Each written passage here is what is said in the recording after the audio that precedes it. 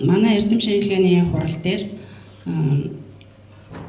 улсын их хурлын гишүүн сэдвэрж ирсэн байна. Тэгээд таныг мэдлэгээ дэвшүүлнэ гэж эндэр төрж байна.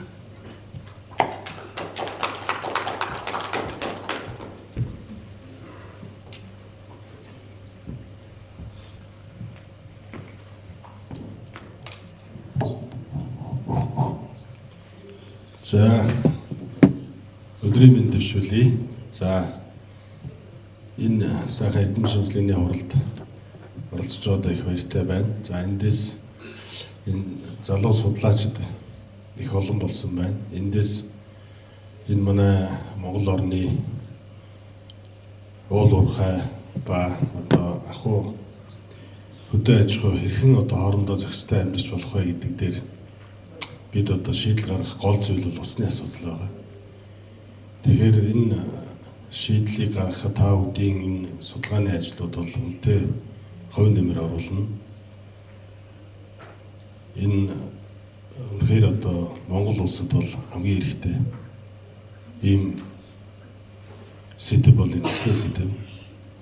За бид гадагшаа урсгалтай олон голуудтай манай говрын орж ирж байгаа ганц гол маань одоо ингээд эрхтэй гүйтэй. За ингээд ус бол ямар эрхтэй зүйл болох юм бол мэдж байгаа. Оюу толгой 700 литр секунд, энержи ресурс 400 литр секунд хэрэгжилж байгаа. За ингээд ойр хавийнх нь ходог уснууд бол хүнд байдалтай байгаа. Тоосчлт маш ихтэй байгаа. Хуурайчлт маш ихтэй байгаа. Яг одоо нэг хавар юмараа яг л орчны яамныхан энэ усны эрдэмтэд маань бас зав зай байвал энэ 5 толгой орчмоор, оюутлогын орчмоор тэр 3 цэсийн нарийн сухайтай орчмоор бас нэг явж бас ард иргэдийн санаа бодол ямар байна вэ гэдгийг бол үзвэл маш чухал. Тэгээд ер нь нэг зүйл бол гүнний усаар одоо баяжуулаад нэг малчид ард иргэдийн усан хангамж нь яг эцсийн байдлаар шийдэгдэг байгаа шүү дээ.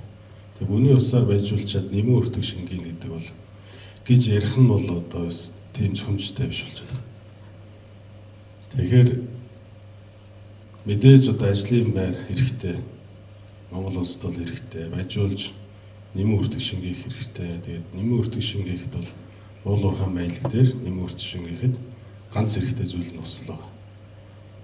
За тэгэхээр одоо хажууд нь нөгөө малчид маань амжиргааны их усэр болсон малын цангаад хүн нь бас цангаад байхад хажууд нь нөгөө уул уурхайн их хэмжээний усыг секундэд одоо хэдэн зуун литрээр хэрэглээд тэгээд нэмэн өртөг шингээж яана гэд ингээд ярих нь одоо бас зохимжуулж байна. Тийм учраас одоо байгаа төслүүдэд зогсоохгүйгээр одоо байгаа төслүүдэд дарамтчилт үзүүлэхгүйгээр бүгдээрээ нийлээд энэ одоо хиймэл нуур хийгээд тэр нуураасаа ус татаж болвол одоо болгоод нэгдэж нь одоо болгомоор байна.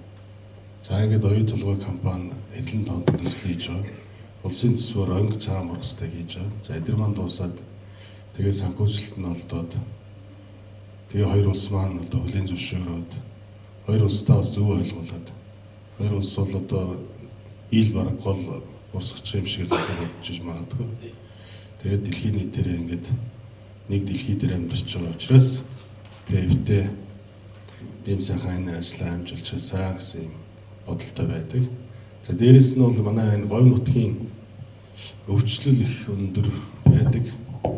Энэ өвчлөлийн шалтгаан энэ усанд байна уу гэдэг дээр энэ тав гэдгийн судалгаа ялангуяа энэ анагаах хаан бусад энэ саяын тавьсан илтгэлч гэсэн энэ дээр их холбогдолтой байна. Тэгээд баярлалаа. Маш чухал сэдвүүд хөндөж байна. Манай аймаг одоо маш өндөр төсөвтэй гэж хэлэгдэж байгаа боловч өвчлөл одоо янз бүрийн хүндрэл зүйлээрээ бол нэлээд дээгүүр явдаг. За бид нар бол бүр аймгийн засаг дээр багтаа хавдрын тасагтай хүртэл болж ирсэн. Хавдар маш өндөр байсан. Тэгээд гэх мэтийн одоо зүйлүүд маш их байгаа. Бүх одоо зохицын сумын бүх хүн нь тоосны аршилтай. Бүх мал нь уушиг нь өвчтэй. Малын гидс дотор гэж огт идэж болохгүй.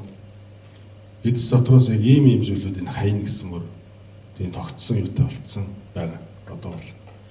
Тэгэхээр энэ зүйлүүдийг бас та бүхэн маань бодож судалгааны ажилдаа бас энэ одоо говийн ард түмж ийм байгаа юм байна шүү. Улсын төсөв бүрдүүлэхэд үнэхээр хүнд байгаа юм байна шүү гэж та бүхэн маань бас улам илүү судалгааны ажилдаа анхаарч Монгол улсын хандлага зүтгэхийг хүсэж байна. Тэгээд та бүхний энэ сайхан хэлтгэлүүд нь өндөр амжилт хүсье. Баярлалаа.